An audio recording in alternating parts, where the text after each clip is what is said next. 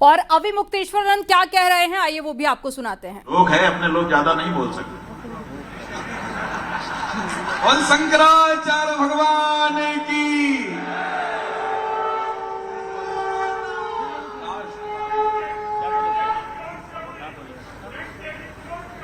गौ माता के लिए जाने कितने युद्ध हुए हैं। वृत्रासुर नाम का ऋग्वेद में वर्णन आया है कि वृत्रासुर असुर हो गया। यह आसुरी प्रवृत्ति है कि गौ ब्राह्मण को मारो। उसने सोचा कि पूरे देश की गायें इकट्ठी करके ये गुफा में बंद करके सील कर देता हूं दरवाजा, सब मर जाएंगी। उसने ये कर दिया। पणि नाम के असुरों का सहाय लेकर के सब जगह से गाय हकवा के ले आया और एक बड़े पर्वत की गुफा में सबको बंद कर दिया। जब गायें बंद हो गई तो दूध मिलना बंद हो गया। दूध मिलना बंद हो गया तो दही जमना बंद हो गया। दही जमना बंद हुआ तो घी निकलना बंद हो गया। ये निकलना बंद हुआ तो उसी घी से देवताओं के लिए रोज हिंदू के घरों में आहुति होती थी। आहुति बंद हो गई।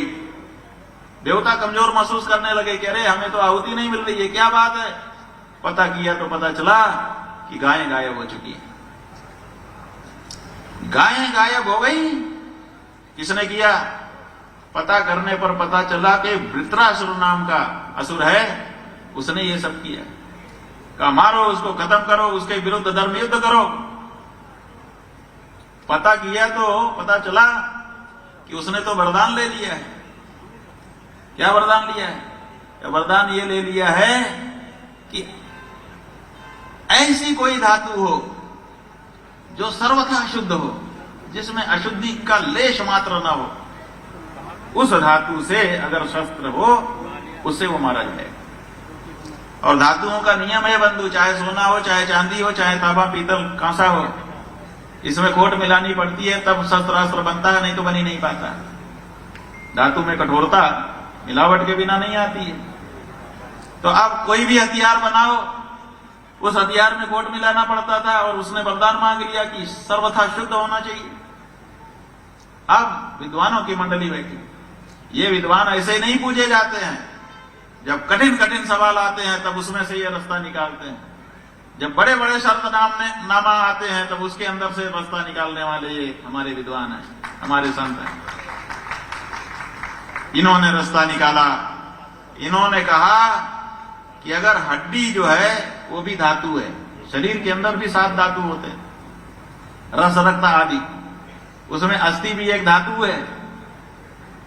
और अगर कोई व्यक्ति जन्म से लेकर के जब तक वो जीवित है प्रतिदिन गव्य का सेवन करे तो उसकी हड्डी में दोष नाम मात्र का भी नहीं आता। हमारे यहां पंचगव्य प्राशन का नियम है। यत्वगस्तिगतम पापम देहे तिष्ठति मामके प्राशनात् पंचगव्यस्य दहत्यग्नि निवेन्दनम।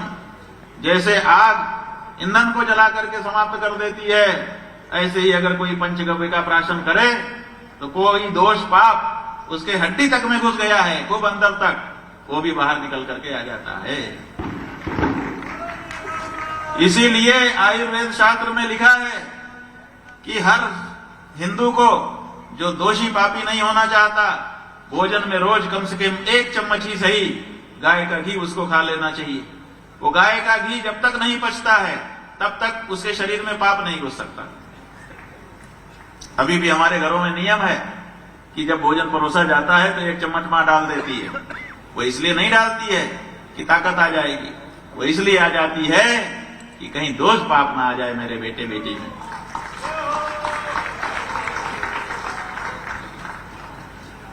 तो खोज शुरू हुई कि भाई कौन है ऐसा। तो आप समझिए कि कोई किसी न किसी कारण से कितना भी नियमी आदमी हो, नागा हो ही जाता है। अब ये माता आई है, बोली हम तो वृंदावन से बाहर जाते ही नहीं, आज ही अकेले आए। तो गौ माता के नाम पे निकल ही पड़ी।